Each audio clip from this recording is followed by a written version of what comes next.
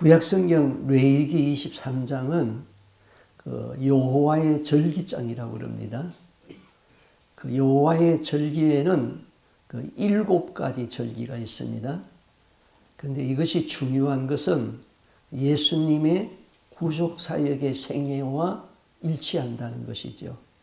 그래서 3가지는 예수님의 구속 사역의 생애에서 이루어진 것이고 앞으로 3가지는 이루어질 사실이죠.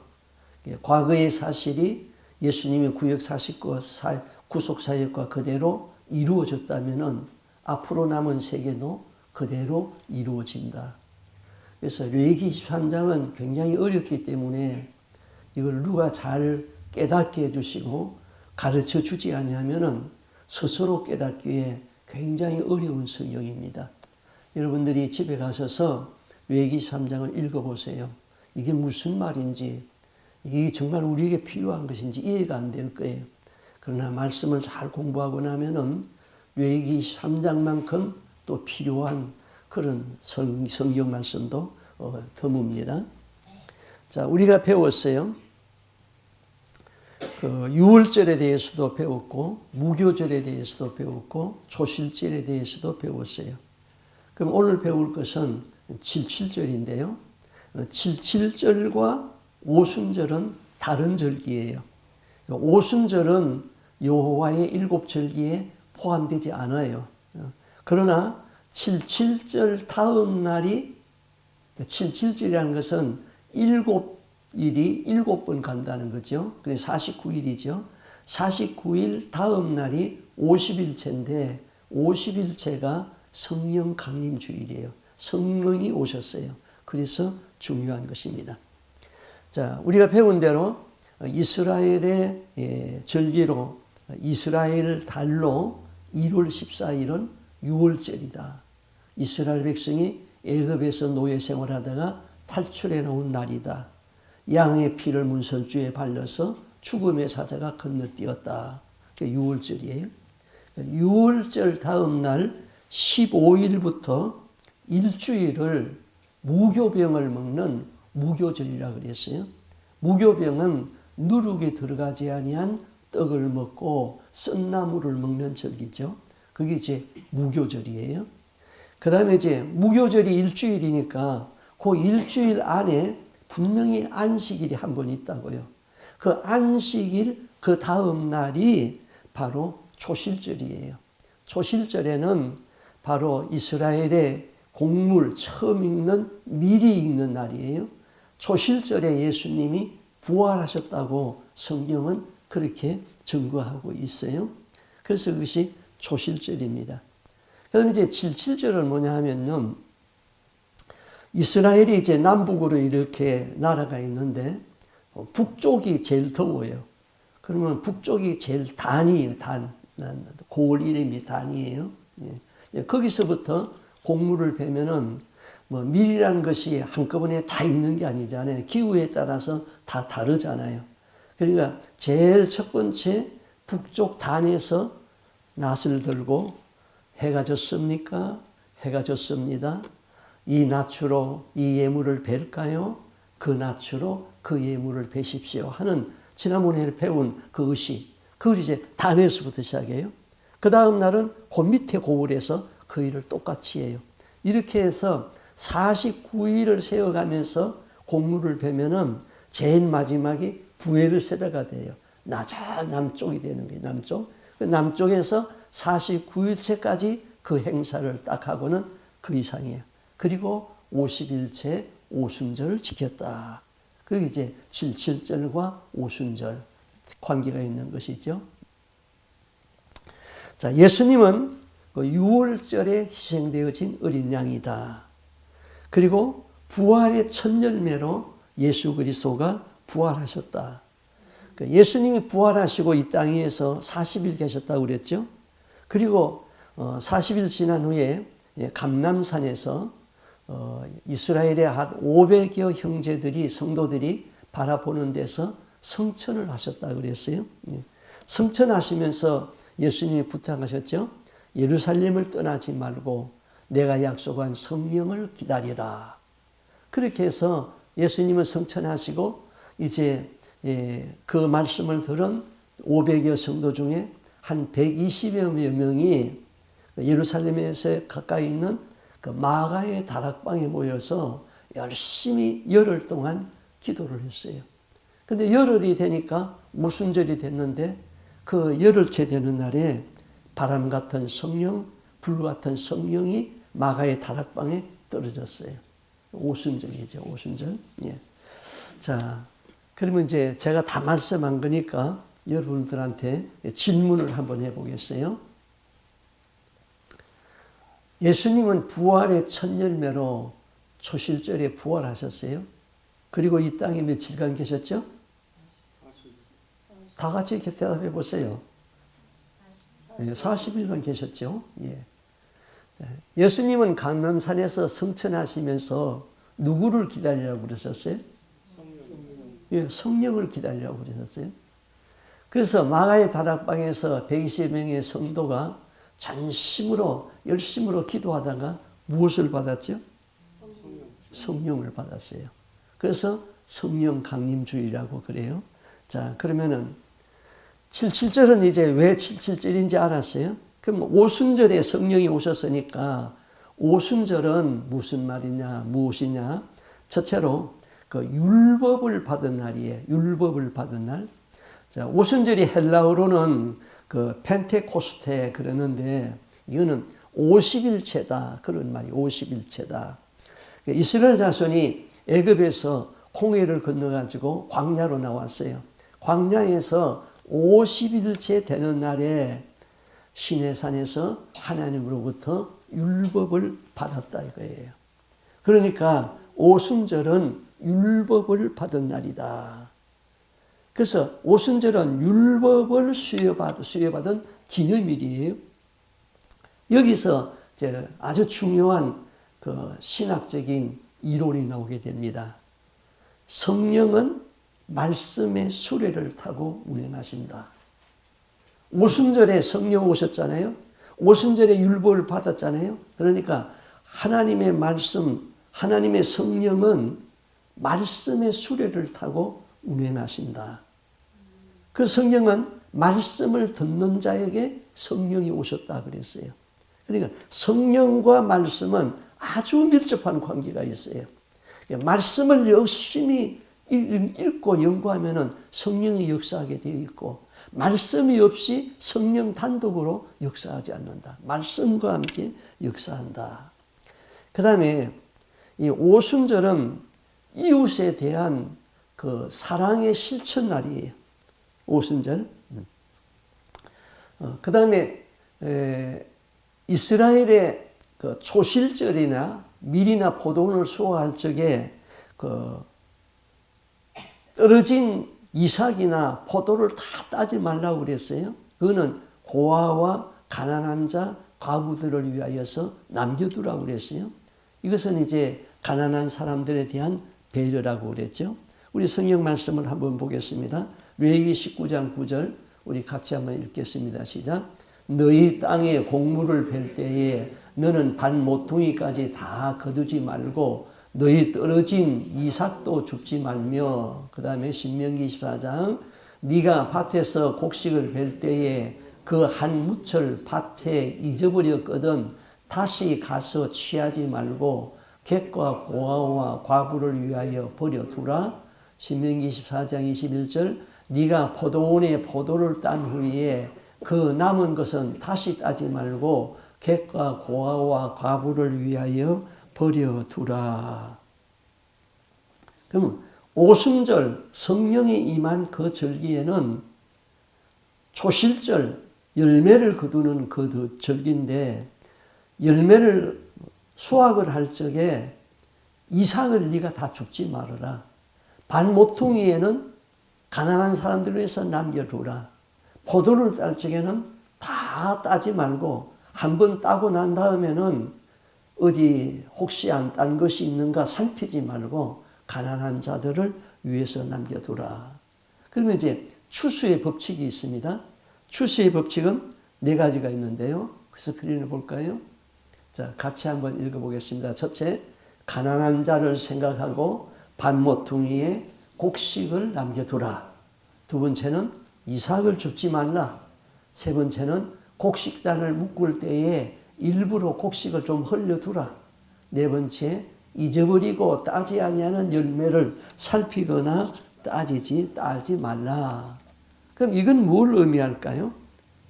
뒤에 보겠습니다. 같이 읽어요. 이것은 가난한 자, 고아, 과부, 소외된 자에게 선을 행하라는 계명입니다. 성령이 오시고 주님 오시는 재림의 그날까지 주님이 기뻐하시는 일은 땅끝까지 복음을 전하는 일이고, 가난한 자, 소외된 자를 돌보는 일이 소중한 주님의 일입니다. 이 교훈이에요. 오순절의 교훈은 성령 받으면은 우리는 나만 위하지 말고 가난한 사람, 어려운 사람을 배려하고 그들을 돌보는 것이 주님이 기뻐하시는 일이다. 주님은 말세를 사는 우리들에게 권고하는 말씀이 있어요. 세 가지인데요. 깨어있어라. 등에 기름을 준비하라.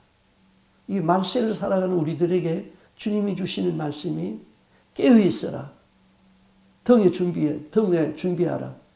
그러면 여러분, 깨어있는 게 뭐예요? 깨어있는 거는 세 가지로 깨어있어야 돼요. 세 가지로. 첫째는 말씀에서 깨어있어야 돼요. 말씀을 항상 정독을 하면서 말씀에서 깨어있어야 돼요. 여러분, 하루에 성경을 몇 장 읽어요? 저는 하루에 성경을 10장 이상 읽어요. 그리고 성경을 읽으면서 이거는 꼭 암송해야 할 말씀이다. 그거는 따로 페이퍼에다가 프린트를 해가지고 매일 따로 외우고 있어요.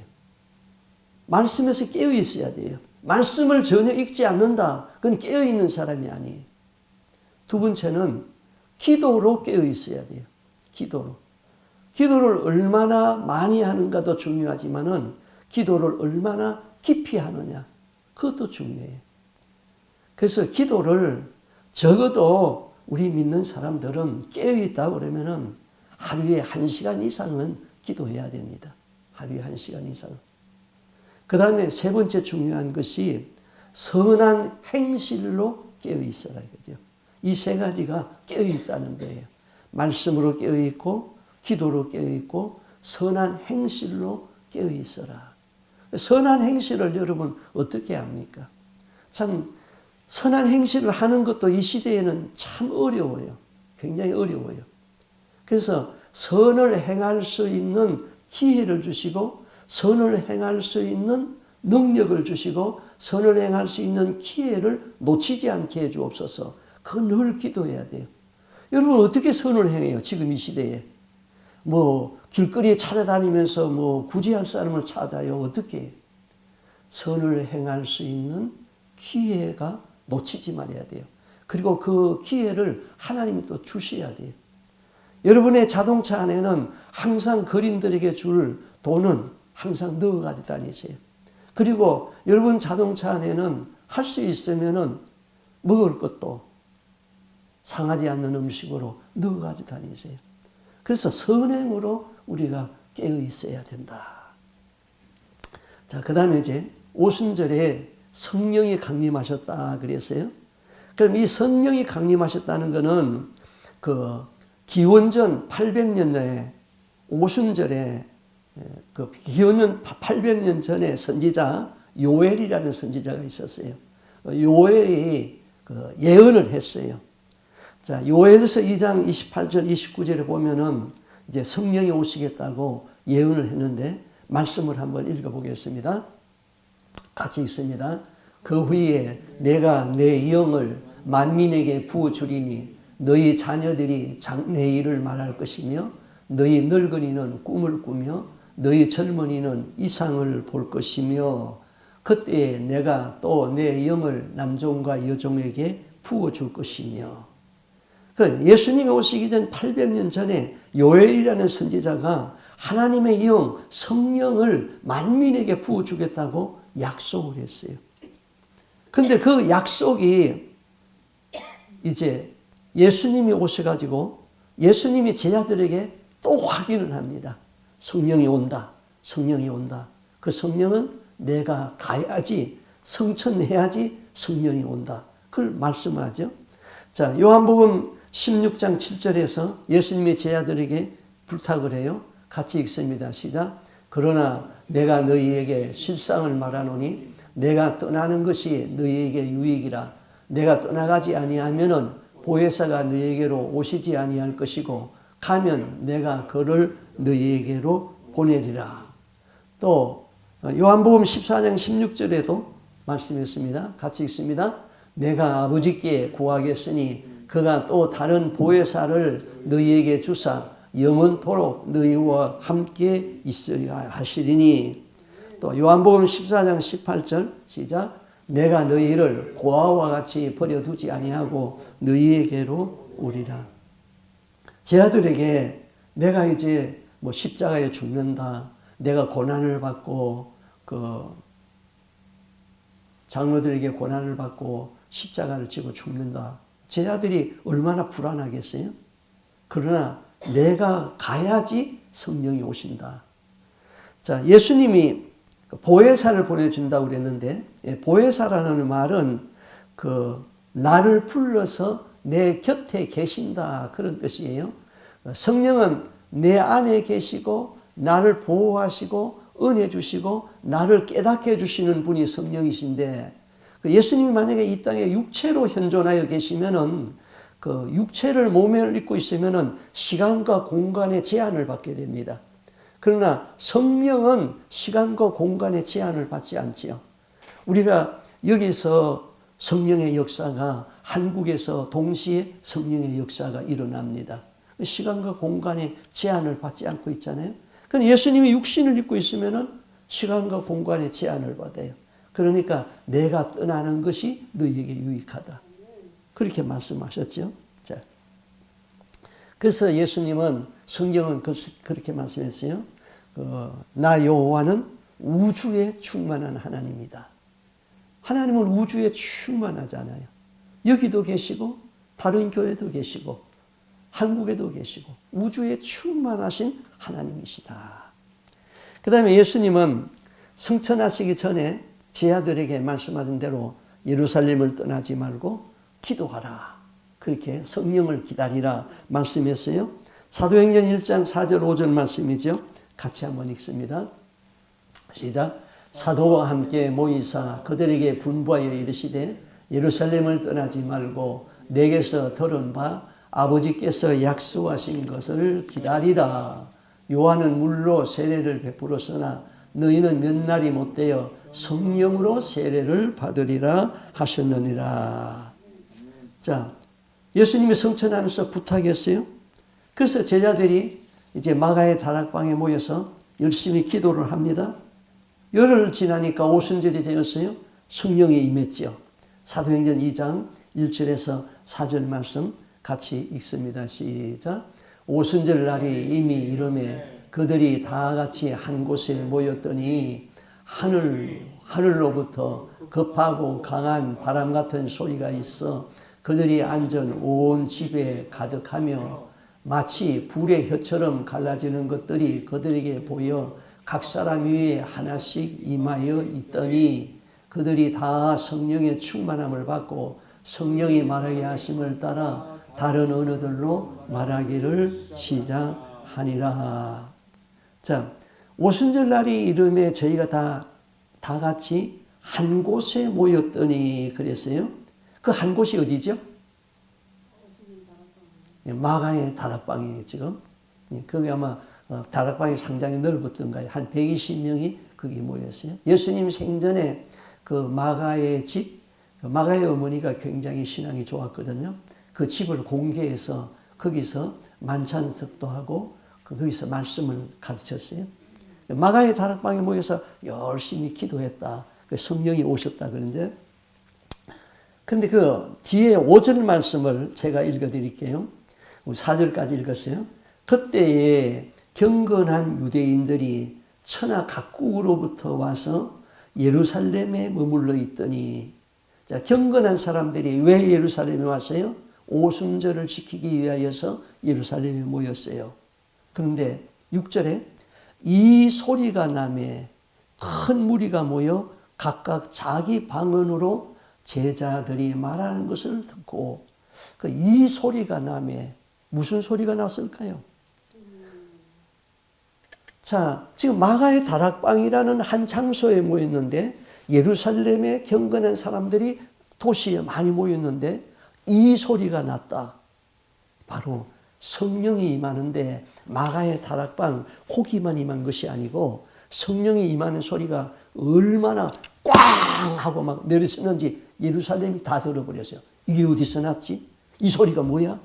그 소리가 나는 쪽으로 사람들이 막 몰려가기 시작했어요. 몰려가니까 그곳이 마가의 다락방이었어요. 거기 가보니까 희한한 광경이 벌어졌어요. 사람들이 막 방언이 터져가지고 얘기하는데 이게 막 썰라 하는데 이게 무슨 말인지 도무지 모르겠어요. 그래서 그 사람들이 어떤 사람들은 말하기를 저 사람들이 새술에 취했다. 이상한 술을 먹고 지금 취해서 지금 저러는 거다. 그렇게 말했어요. 그때 베드로가 등장합니다.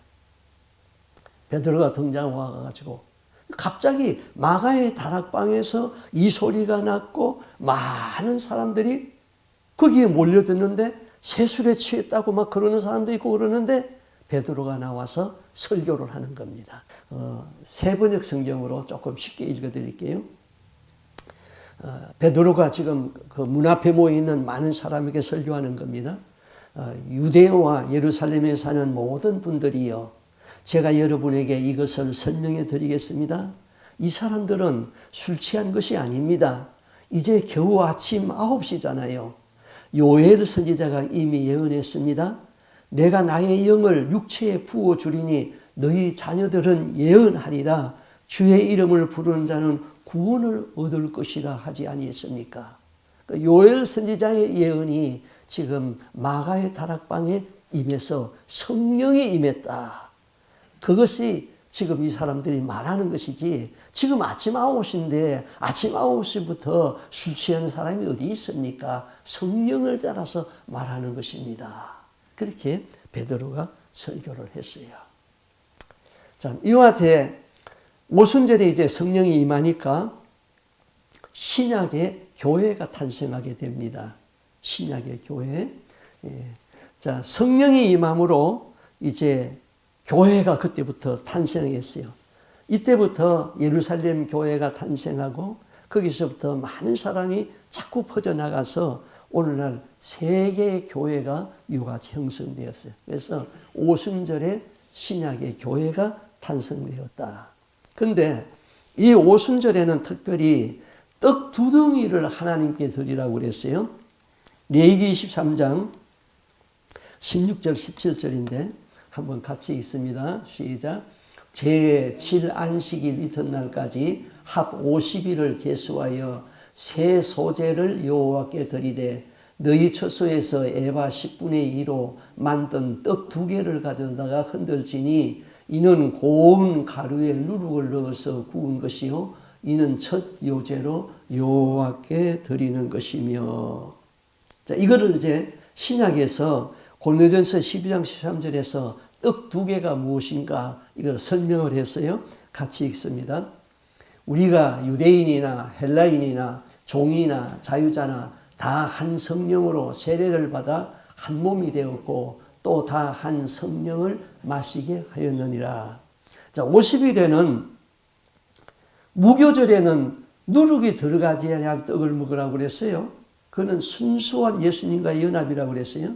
그런데 오순절에는 누룩이 들어간 떡 2개를 먹으라는 거예요. 그럼 이때의 누룩은 뭐냐면은 복음의 누룩인 것입니다. 복음의 누룩. 예. 외식의 누룩이 아니에요. 복음의 누룩. 이 떡 2개를 하나님 앞에 들었다는 것은 뭐냐? 이방인과 유대인. 전에는 유대인과 이방인이 완전히 구분됐어요. 그런데 유대인과 이방인이 하나가 됐다 이것이죠. 예. 하나가 되었다. 연합되었다. 그래서 오순절에는 떡 2덩이를 바치게 했다. 자, 그러면은 우리가 지금 6월절에서부터 그 7절까지를 이제 우리 머릿속에 완전히 넣을 수가 있습니다. 자, 6월절 한번 보겠습니다. 예수의 피로 죄를 씻어라. 확실하죠? 피곤세 아래 있어라. 무교절, 죄와 상관이 없는 자가 되어서 예수님과 연합하라. 죄가 있으면 예수님과 연합이 안 됩니다. 완전히 외식의 누룩, 부활이 없다는 누룩, 이런 거 다 버리고 오직 순수하게 예수님과 연합해서 하나가 되라. 그럼 조실절, 예수와 연합하여서 생명의 부활로 나오라. 예수님이 부활의 첫 열매, 생명의 부활로 나와야 돼요. 사망의 부활로 나오면 어디로 가요? 지옥으로 가는 거예요. 생명의 부활로 나와야지 천국에 들어간다. 그 다음에 7절, 이게 바로 오순절인데 하나님의 영인 성령을 받아라. 그럼 성령 받으면 소외된 자, 가난한 자에게 선을 행하라. 이게 이제 예수님이 가르치는 것입니다. 자, 그러면 이제 성령을 받아야 되는데, 성령 받으면 가난한 자, 소외된 자를 도와주라고 그랬어요. 잠언 19장 17절에 보면은 가난한 사람에게 은혜를 베푸는 것은 주님께 구워 드리는 것이니 주님께서 그 선행을 넉넉하게 갚아주시리라. 예수님이 우리한테 구워 갔는데 예수님이 안 갚은 거 있어요? 예수님은 빚지지 않아요. 그러면 우리가 가난한 자에게 선을 베푸는 것은 예수님에게 구워주는 것이다. 이게요. 예수님이 반드시 갚아주신다는 것이죠. 이게 우리 삶에 아주 적응이 돼야 돼요. 항상 가난한 자, 어려운 자를, 나에게 물질이 많이 있으면 왜 물질을 주었어요? 가난한 자, 어려운 자를 돌아보라고. 더 높은 곳에서 낮은 곳으로 흘러가라고. 내가 움켜쥐면 그때부터 썩기 시작해요. 변질되기 시작해요. 자꾸 흘려보내야 돼요. 우리 교회도 자꾸 흘려보내야 돼요. 흘려보내니까 참 약한 교회지만은 하나님이 넉넉하게 지금 채워주시고 있잖아요. 예. 자, 그러면은 성령은 꼭 받아야 되는데, 그 성령을 다른 말로 여호와의 영이라고 그럽니다. 근데 성령에 대한 그 별명이 여호와의 일곱 영이라 그래서 여호와의 일곱 영. 그 일곱은 완전수인데 성령의 역사가 다양하고, 다음에 성령의 역사가 강력하기에 하나님의 일곱 영이라고 그랬어요. 자, 우리 성경을 보겠습니다. 파워포인트. 하나님의 일곱 영. 자, 하나님의 일곱 영은 요한계시록에서 언급했는데 구체적으로 무엇이 여호와의 일곱 영인지 밝히지를 아니했어요. 자, 요한계시록 1장 4절에 보면은 보좌 앞에 일곱 영과 그랬어요. 또 계시록 4장 5절에도 보좌 앞에 일곱 영과, 또 계시록 5장 6절에는 하나님의 일곱 영이라. 그럼 일곱 영은 말했는데 무엇이 일곱 영인지 그걸 말하지 않았는데 이사야가 6가지 영을 말했어요.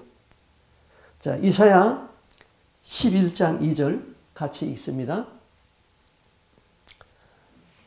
그 위에, 여러분 같이 한번 읽어요. 시작. 그 위에 여호와의 영, 곧 지혜와 총명의 영이요, 모략과 재능의 영이요, 지식과 여호와를 경외하는 영이 강림하리라. 이게 6가지 영이 나왔죠. 자, 여호와의 영은 지혜의 영, 총명의 영, 모략의 영, 재능의 영, 지식의 영, 여호와를 경외하는 영, 6가지. 그 6가지에다가 그 사도 바울이 에베소서 1장 17절에 한 가지 영을 더 말했습니다. 같이 읽습니다. 우리 주 예수 그리스도의 하나님 영광의 아버지께서 지혜와 계시의 영을 너희에게 주사 하나님을 알게 하시고, 그럼 지혜는 앞에 이사야가 말했어요. 이미. 그럼 계시의 영. 그렇게 해서 여호와의 일곱 영입니다. 이 여호와의 일곱 영을 우리가 받아야 돼요. 자, 솔로몬에게는 하나님께서 지혜와 명철의 영을 주었어요. 솔로몬이 받은 지혜는 전무후무한 지혜였어요. 그는 얼마나 명철했는지 말도 못해요. 그러나 솔로몬이 하나님의 말씀대로 지키지 않았지요. 왜? 부인을 많이 두지 말라고 했는데 그는 부인을 1,000명이나 두었어요. 말을 많이 두지 말라고 했는데 그는 굉장히 많은 군인을 말을 많이 두었어요. 하나님의 말씀을 어겼어요. 그래서 결국은 솔로몬이 받은 지혜와 명철의 영은 부패하기 시작했어요.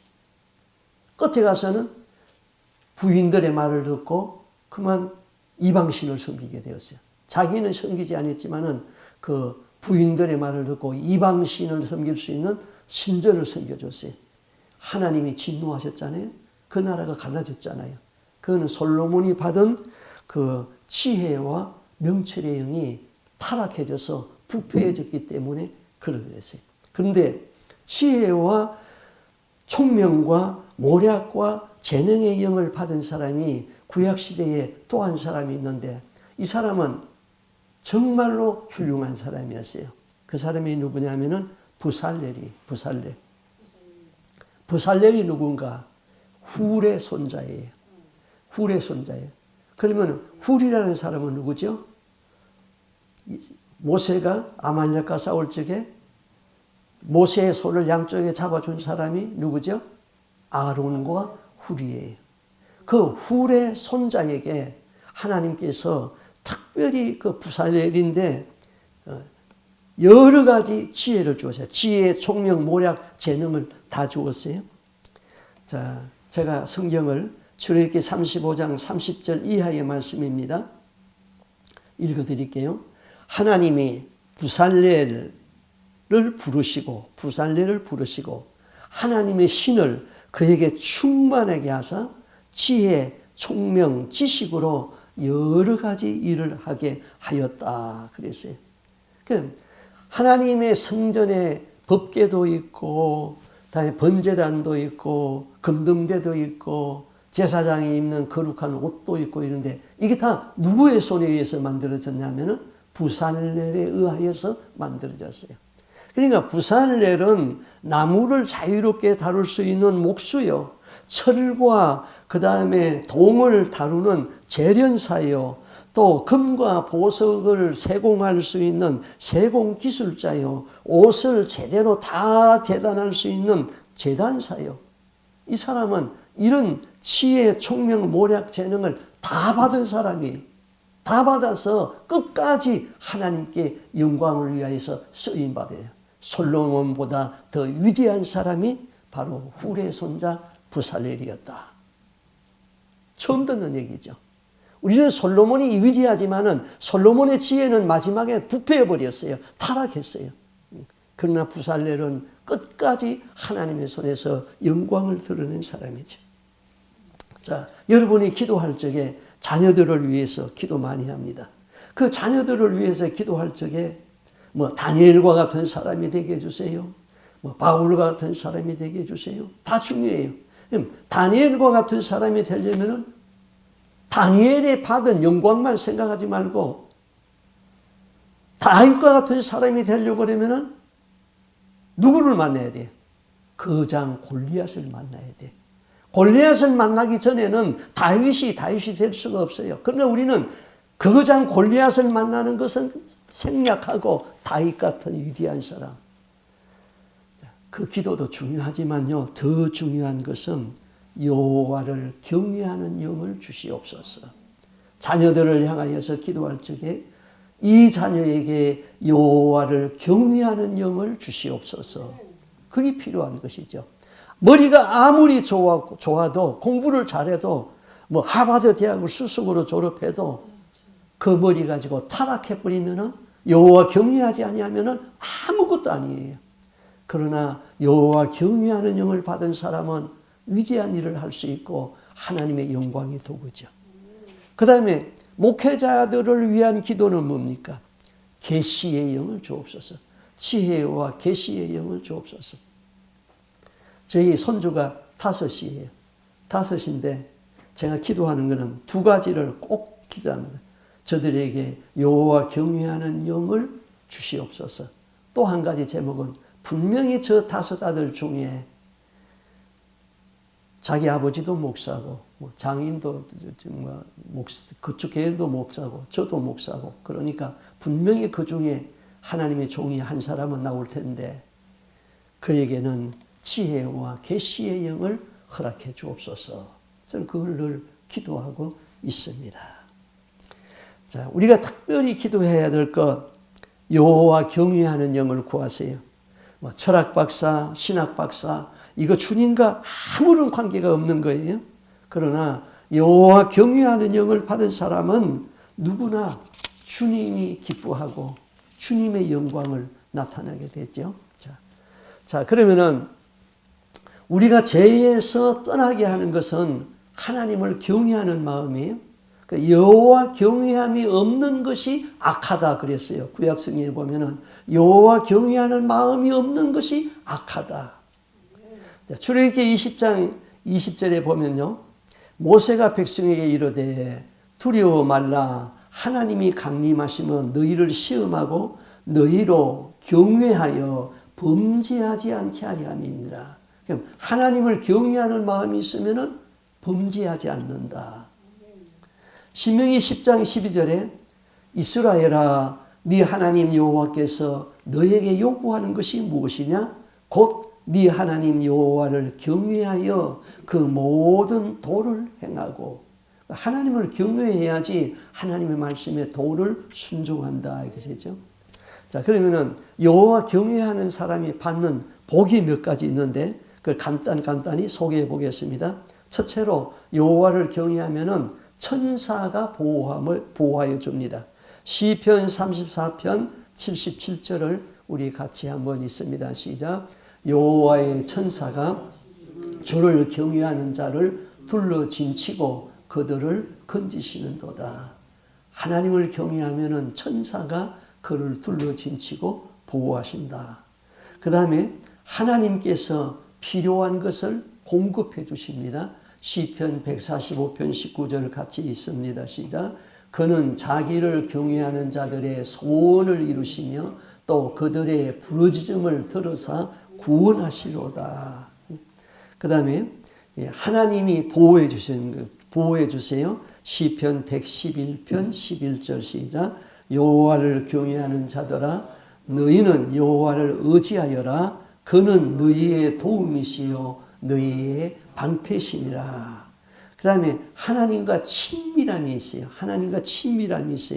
시편 25편 14절 시작. 여호와의 친밀함이 경외하는 자에게 있으며 그 언약을 저희에게 보이시로다. 그 다음에 다섯 번째는 사망의 그늘에서 벗어나게 한다. 잠언 14장 27절이 있습니다. 여호와를 경외하는 것은 생명의 샘이라 사망의 그물에서 벗어나게 하느니라. 그 다음에 택할 방향을 분명하게 제시해 주어요. 시편 25편 12절 여호와를 경외하는 자 누구냐? 그가 택할 길을 그에게 가르치시라. 그러니까 여호와 경외하면은 모든 복이 다 오잖아요. 그러니까 여호와 경외하는 영을 우리에게 보내달라고 그렇게 기도해야 됩니다. 자, 우리가 성령에 대하여서 말씀을 전가하려면은 너무너무 많아요. 우리가 배운 것만 해도 뭡니까? 성령의 그 다양한 역사가 6가지 역사가 있잖아요. 비유해서 말했잖아요. 성령은 불 같은 성령이다. 성령은 바람 같은 능력의 성령이다. 성령의 기름 부음이 있어야 된다. 사역과 치유가 나타난다. 인 같은 성령을 받으라. 이는 하나님께서 도장을 치시고 너는 내 것이라고 소유하신다. 비둘기 같은 성령을 받으라. 온유하고 겸손하라. 생수 같은 성령을 받으라. 내 안에 기쁨이 충만하고 다른 사람에게 예수의 영향을 준다. 이거 다 필요한 거잖아요. 그러면 이 성령을 우리가 어떻게 받습니까? 성령을 반드시 받아야 되죠. 가만히 있는다고 성령이 오십니까? 첫째는 회개하는 사람에게 성령이 오신다 그랬어요. 죄사함을 받으라. 그러면 성령을 선물로 받으리라. 죄사함은 회개하는 사람에게 죄사함 받잖아요. 그럼 회개가 이루어지면 성령이 오시죠. 그 다음에 성령은 사모하는 사람에게 주신다 그랬어요. 이사야 44장 3절에 내가 가난 자에게 물을 주며 나의 신을 그 자손에게 주리라. 목이 가래야지 물을 마시지요. 성령에 대해서 갈급함이 있어야지 성령이 오시지요. 그 사람에게 성령을 주시겠다 그랬어요. 또 누가복음 11장 13절에도 구하는 자에게 성령을 주시지 않겠느냐. 성령을 구해야지요. 그 성령을 구하되 그냥 저는 그렇게 구합니다. 성령을 세례라는 말보다는 침례가 더 좋아요. 세례는 물을 조금 찡긋해서 머리에 붓잖아요. 침례는 물속에 완전히 들어가잖아요. 그러니까 성령으로 침례를 받게 해주옵소서. 그렇게 기도하라. 성령이 나한테 완전히 침례, 내가 성령 안에 들어갔는지 성령이 내 안에 왔는지 구분이 안 됐건. 그 다음에 순종하면 성령을 주신다 그랬어요. 사도행전 5장 32절 하나님이 자기에게 순종하는 자들에게 주신 성령도 그러하다. 말씀에 순종하면 성령이 오세요. 그 다음에 말씀을 들을 적에 성령은 말씀의 수레를 타고 역사한다고 그랬잖아요. 하나님의 말씀을 들을 적에 성령이 오신다.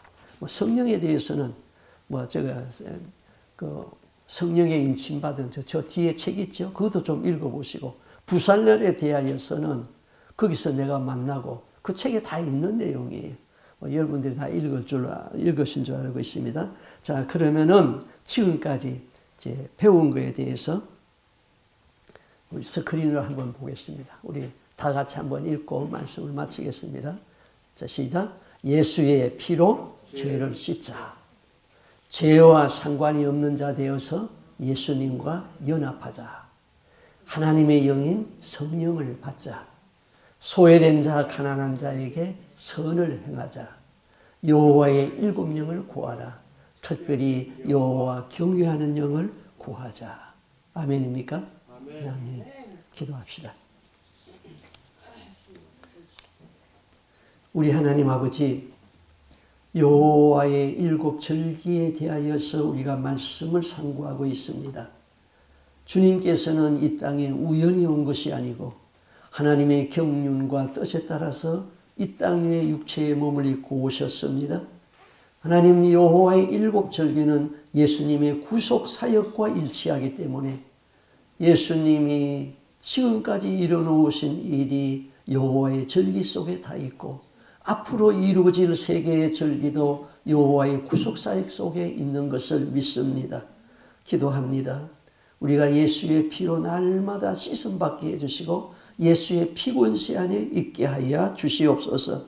하나님 무교병이 되어서 예수 그리스도와 연합한 자가 되고 예수님과 친밀한 자가 되게 하여 주시옵소서. 하나님 예수 그리스도가 부활의 첫 열매로 부활하셨습니다. 우리가 예수 안에 있어서 생명의 부활로 나오는 자 되게 하여 주옵소서. 오늘 말씀을 배운 대로 77절에 오순절 성령이 강림하셨습니다. 성령 받은 자 되게 하여 주옵시고 여호와의 7영으로 우리에게 충만케 하여 주옵소서. 성령 받으면 가난하고 외롭고 어려운 자들에게 도움이 되어야 됩니다. 저들을 위하여서 항상 배려하는 믿음이 있고 선을 행할 수 있는 기회를 있고 선을 행할 수 있는 능력을 우리에게 허락하여 주시옵소서. 특별히 자녀들을 위하여서 여호와 경외하는 영을 구하게 하여 주옵시고 우리 모두가 여호와를 경외하는 마음이 있어서 하나님과 친밀한 백성이 되고 하나님의 보호를 받고 때를 따라서 하나님이 공급해 주시는 사랑을 누리게 하여 주옵시고 주의 천사들의 인도함을 받는 거룩한 하나님의 백성으로 살기를 소원하옵고 존귀하신 예수님 이름으로 기도하옵나이다. 아멘.